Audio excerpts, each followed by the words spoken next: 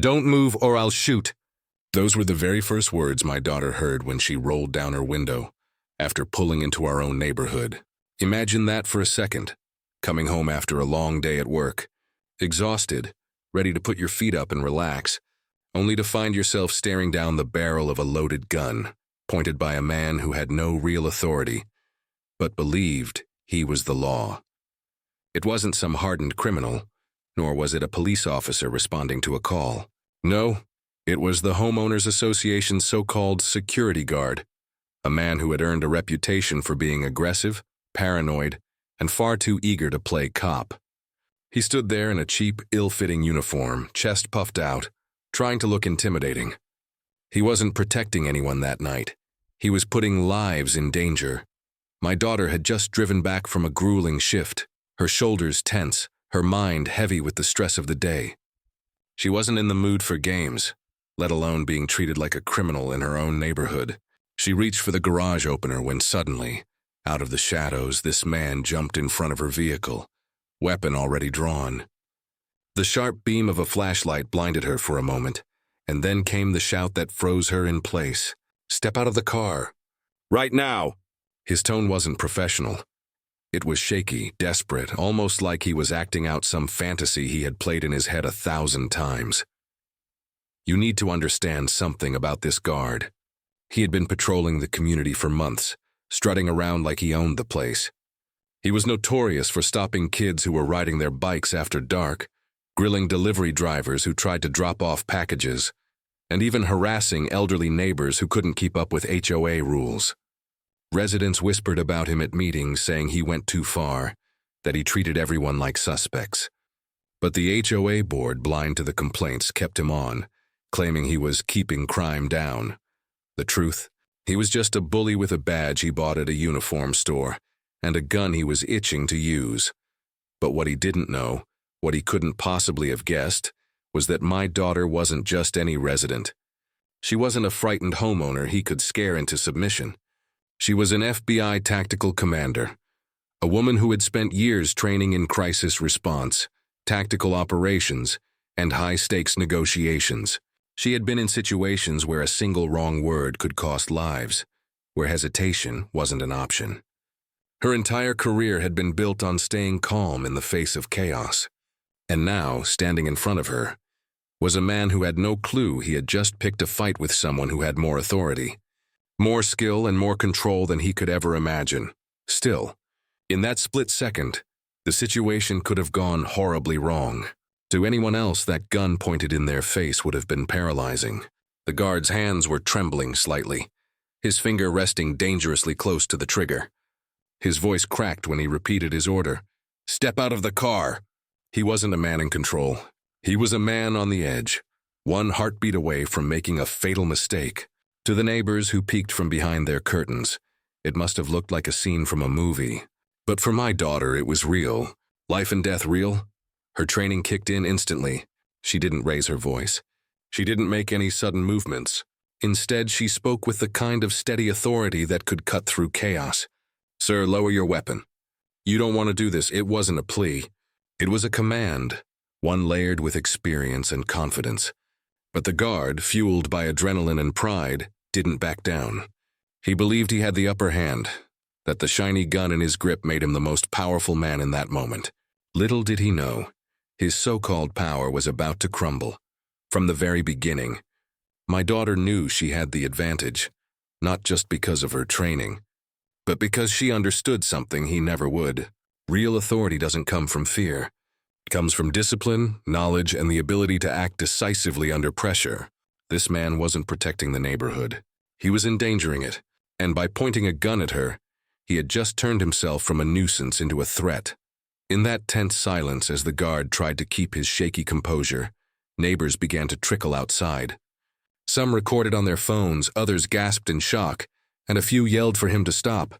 The scene was spiraling, but my daughter remained still, her eyes locked on his. She could see it. The fear behind his aggression, the insecurity hiding beneath his bluster. He thought he was in control, but the truth? The moment he pulled that weapon, he had already lost.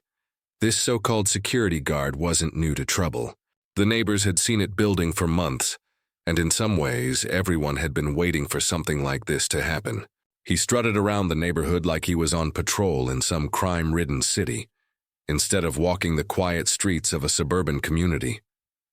He wasn't content with watching the gates or checking IDs. He went out of his way to insert himself into situations that didn't require him at all. Kids tossing a basketball in a driveway? He would storm over, scolding them for disturbing the peace. An elderly man walking his little dog without a leash? He would write down notes as if he were issuing a citation. Delivery drivers who were simply trying to do their jobs often left frustrated, complaining that he treated them like intruders. The residents whispered about him constantly. People would shake their heads at HOA meetings, saying things like, "That guy is going to cause real trouble one day." But nothing changed. The HOA board, a small group of people who thrived on control, praised him for being vigilant and dedicated. To them, his behavior wasn't harassment. It was protection. They liked the image of having a tough security presence, even if it was more theater than reality. But the truth was, he wasn't a trained professional. He was a man with a fragile ego, someone who found his only sense of importance in wearing a badge that carried no real power. For him, every resident was a potential suspect, and every small rule was a matter of life or death. Instead of creating safety, he created fear. Parents warned their children to avoid him. Teenagers rolled their eyes and called him mall cop behind his back, and neighbors dreaded running into him late at night, worried he might mistake them for someone suspicious.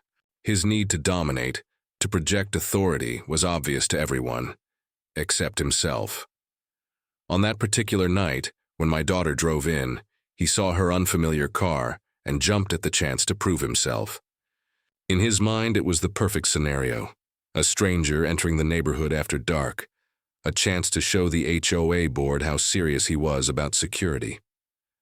But instead of following basic protocol, like politely asking for identification or radioing for backup, he went straight for his gun. That decision told you everything about him. He wasn't thinking about safety. He wasn't thinking about de-escalation. He was thinking about power. To him, pulling a weapon wasn't the last resort. It was the first move. There's something chilling about a man who craves authority without having the discipline to use it. He barked commands at my daughter like he had the right to order her around. "Step out of the car!" he yelled, voice cracking but laced with false confidence. His stance was clumsy, his hands shook slightly, yet he believed the gun made him untouchable. That piece of metal gave him a rush of control he had never truly earned. He thought he had cornered an unsuspecting resident who would panic, obey, and then praise his quick response later. But the irony was almost cruel. He had no idea who he was pointing that gun at. He had no idea that the woman sitting calmly in that car was more trained, more disciplined, and more experienced than he could ever dream to be. My daughter had been in tense standoffs before, but always with actual criminals, not an overzealous neighborhood guard. She could read him instantly, the nervous tics, the unstable grip, the way his pride was battling with his fear. It was obvious to her that he was out of his depth, a man playing a role he didn't truly understand. The neighbors who had peeked out of their windows that night whispered to one another later that they had never seen him so aggressive. Some admitted they weren't even surprised. They had seen the warning signs long before this moment. He had been escalating, getting bolder with each passing week. What started as stopping kids on bikes had turned into pulling a gun on a homeowner. To people like him, it's never enough. Once they taste the illusion of power, they want more, and they push boundaries until something breaks. For the HOA, his behavior had been excused for too long. They brushed off complaints, dismissing neighbors as overly sensitive. They liked having him as their enforcer, someone who made them feel like they had control over every inch of the community. But now, as he stood there with a trembling gun aimed at the wrong person, the cracks in their decision-making were laid bare. They hadn't hired a protector. They had unleashed a liability. And in that moment, in the harsh glow of the streetlight, with neighbors beginning to step outside to watch the scene unfold, the guard's illusion of power was about to collapse. He had no idea that the woman he was threatening had the authority to dismantle his entire act with a single word. He thought he was writing the script, but in truth he had just walked into a story that would expose him for exactly what he was, A man with a badge, a gun, and no business carrying either. Instead of panicking, my daughter did exactly what years of training had conditioned her to do. She slowed everything down in her mind. She forced her breathing steady, kept her movements minimal, and let her voice become the tool that controlled the situation. She knew one thing above all else. When a gun is pointed at you by someone unstable, the wrong word or the wrong move can be catastrophic. So she started with calm authority. "Sir, lower your weapon. You don't want to do this." The words weren't loud or panicked. They were firm, deliberate, the kind of words meant to cut through chaos. The guard didn't expect that. He expected fear, trembling hands, maybe a frantic excuse about why she was there. But instead he got confidence. That shook him. His gun wavered slightly, and though he tried to recover, his voice cracked when he shouted back, "Step out of the car now!" He was trying to sound commanding, but it came out unsteady, like a child repeating lines he had rehearsed in the mirror. My daughter noticed it instantly. The nerves, the lack of true control.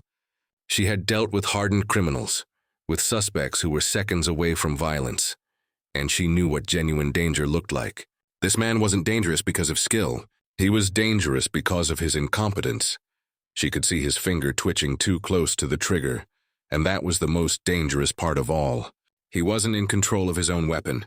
Adrenaline was coursing through him, making him jittery, and that mix of fear and bravado was the perfect recipe for disaster. One slip, one misstep, and the situation could turn deadly. She knew she had to gain control without provoking him.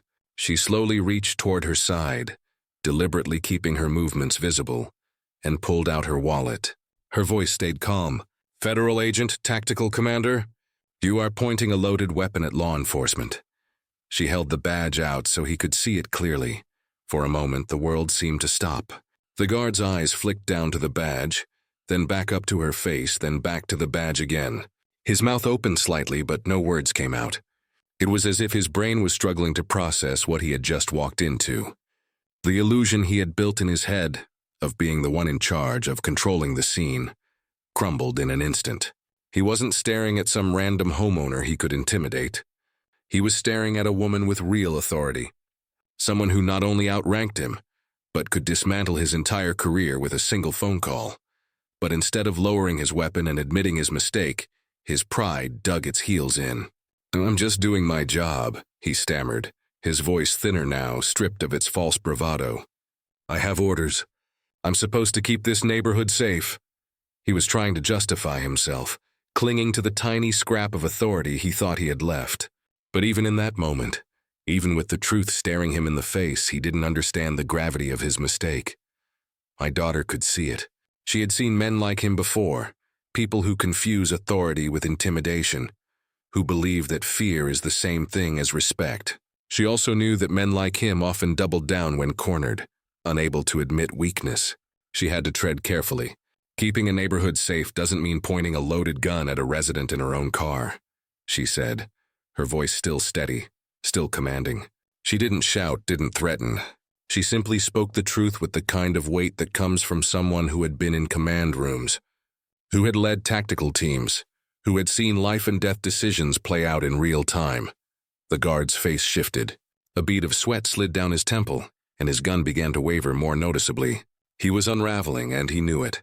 He could feel the eyes on him now, too. Neighbors had begun to gather outside, whispering, pulling out their phones to record. He wasn't just facing down a federal agent anymore. He was performing for an audience that would hold him accountable in ways he wasn't prepared for. Still, his ego clung to the role he had given himself. You shouldn't be here," he muttered almost under his breath, though the words were flimsy, unconvincing. It was clear he wasn't talking to her anymore. He was talking to himself, trying to justify his mistake, trying to convince himself he hadn't already lost control. My daughter remained perfectly composed. She didn't flinch. She didn't raise her voice. Her presence alone shifted the power dynamic. He had the weapon, but she had the authority, and she knew it. Slowly, she pushed her door open, her hands visible, her badge still in plain sight. Every movement was calculated, precise. She didn't want to give him any reason to react rashly. When her feet touched the pavement, she stood tall, Shoulders squared, her gaze locked on his. "This is your last warning. Lower the weapon." That was the moment he realized the walls had closed in. His breathing grew heavier, his grip less sure. For the first time that night, the reality of what he had done began to hit him. This wasn't a drill. This wasn't some neighborhood confrontation he could spin to the HOA board later. This was a federal officer staring him down, and he had made the mistake of pointing a gun at her. And even as his pride tried to keep him standing, everything else, his body, his hands, the eyes of the neighbors around him, betrayed the truth. He was outmatched, out of his depth, and dangerously close to losing everything. By now, the tension had reached a breaking point. The neighborhood, usually quiet in the evenings, was alive with whispers, gasps, and the soft hum of phone cameras recording. The guard had no idea that in the age of social media, every move he made was being documented. My daughter, though, wasn't thinking about the crowd. Her entire focus was on the man in front of her, the trembling barrel of his weapon, and the fact that one slip of his finger could change everything in a heartbeat. She had given him a chance to de-escalate. She had warned him, shown him her badge, identified herself. At this point, he had no excuses left. His gun was still in his hand, but his control over the situation had evaporated. My daughter knew it was time to act, because the longer this standoff stretched, the greater the risk became. And so, with precision born from years of tactical training, she made her move. It happened faster than anyone watching could process. In a blur, she stepped forward, grabbed the guard's wrist, and twisted. The weapon slipped from his unsteady grip, and before he even realized what had happened, the gun was in her hand. She unloaded it swiftly, removing the magazine and clearing the chamber, the way she had done countless times in training scenarios. The entire maneuver took less than 5 seconds, but it might as well have been an eternity for the guard, who now stood wide-eyed and empty-handed, humiliated in front of an audience that had just witnessed him lose every shred of control.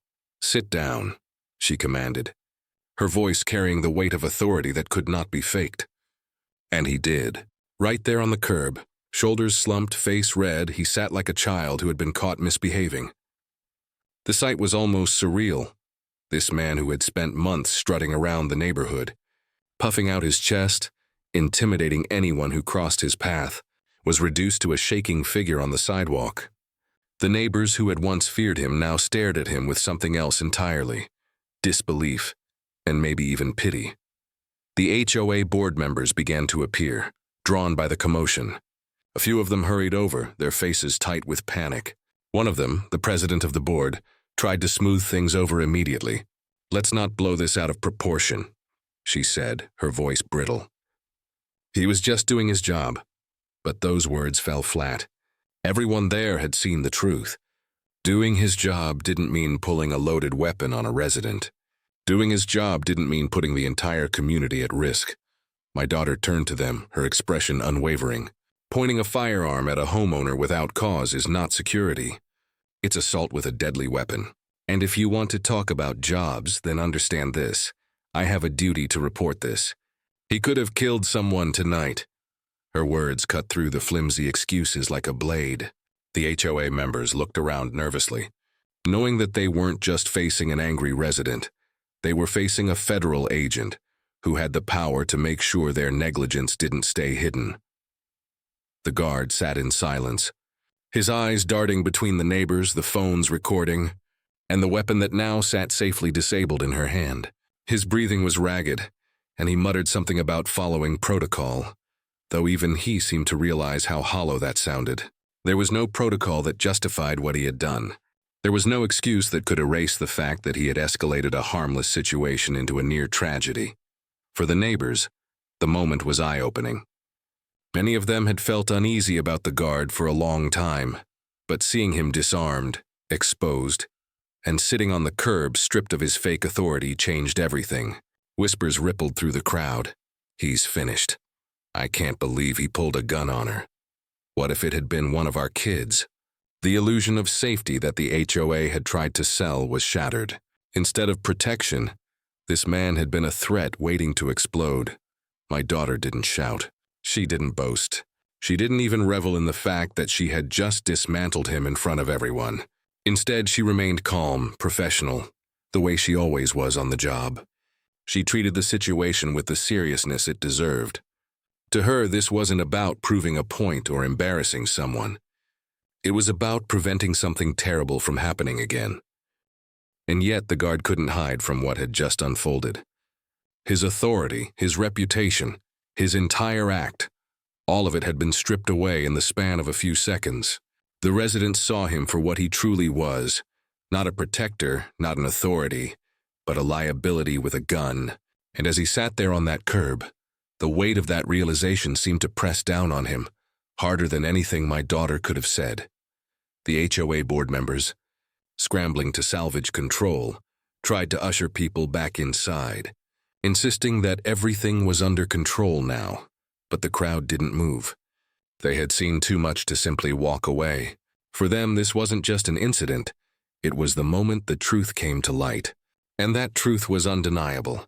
The man who had been trusted with their safety had nearly destroyed it.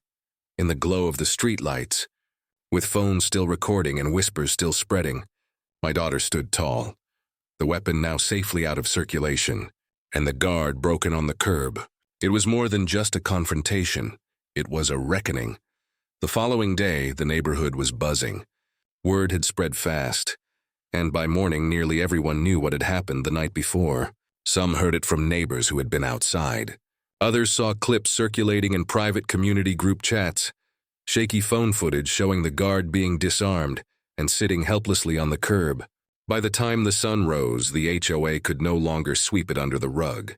They had a crisis on their hands, and it was one they couldn't spin with polite words or half-hearted apologies. The HOA released a statement that afternoon, claiming the guard had overstepped his duties and that the board would review security policies to ensure resident safety moving forward. But the language was weak, carefully crafted to avoid admitting responsibility. To anyone who had been there, it was almost insulting. This wasn't a minor overstep. This wasn't a small mistake. A man had pulled a loaded gun on a homeowner, worse, on a federal officer, and it could have ended in tragedy. No bland statement could erase that reality. Residents were furious.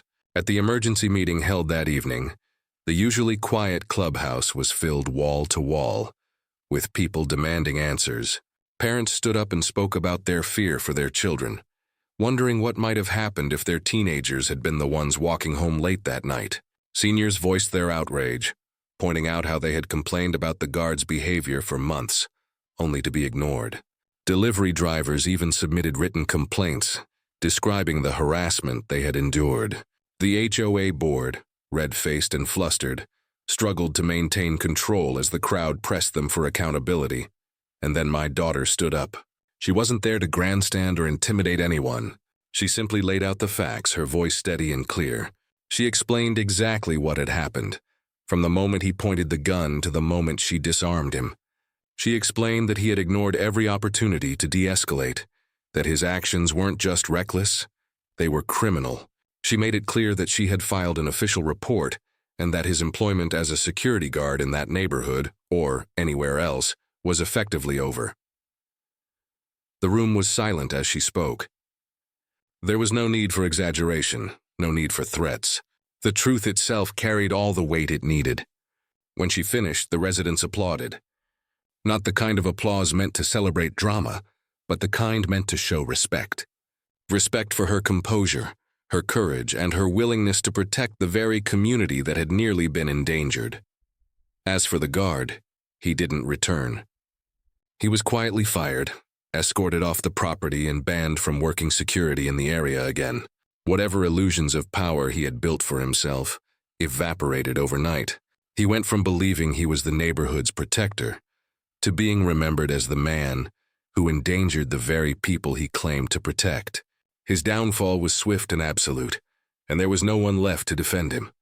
The HOA board tried to save face by promising new training for security personnel, tighter oversight, and even suggested replacing armed guards altogether. But the damage was done. Their decision to keep him employed despite months of complaints had been exposed as negligence. For the first time, residents began questioning not just the guard, but the board itself. If this was the kind of judgment they exercised, What else were they ignoring? What other dangers were being brushed aside in the name of control? The entire community learned something that night. Something bigger than one man's mistake. They learned that authority without accountability is dangerous. They saw firsthand that a uniform and a gun don't make someone trustworthy. They realized that intimidation isn't safety, and fear doesn't equal respect. What truly protects a neighborhood isn't someone pretending to be in charge. It's people working together, holding each other accountable, and demanding real standards for those entrusted with their well-being. For my daughter, the incident was another reminder of why she does what she does. She didn't come home that night expecting to intervene in a crisis. But when the crisis came, she was ready. She didn't act out of ego or anger. She acted out of responsibility. She remained calm under pressure, decisive when it mattered, and professional even when humiliated faces tried to downplay the seriousness of what had happened. In that moment, she wasn't just protecting herself. She was protecting the entire neighborhood from a man who never should have been given a weapon in the first place. Neighbors still talk about it. Some say they feel safer knowing someone like her lives among them. Others admit the incident shook them deeply, but in a way that made them more vigilant, more aware of what real security should look like. And the guard? He became a cautionary tale, a story parents tell their kids about why arrogance and false authority never end well. The lesson couldn't be clearer. Authority is not a prop, and power is not a costume. Respect isn't taken with a weapon. It's earned through discipline, responsibility, and restraint. That night, a man tried to wield fear as his weapon, but in the end, it was his undoing. And my daughter, the one he thought he could intimidate, proved that real strength isn't in pointing a gun. Real strength is in knowing when to act, how to act, and doing so with integrity. The neighborhood will never forget what happened that night. It changed the way they saw security, the HOA, and even themselves. And it left them with a story they'll repeat for years. The night the guard pulled a gun on the wrong woman. An FBI, tactical commander, who showed everyone the difference between fake authority and the real thing.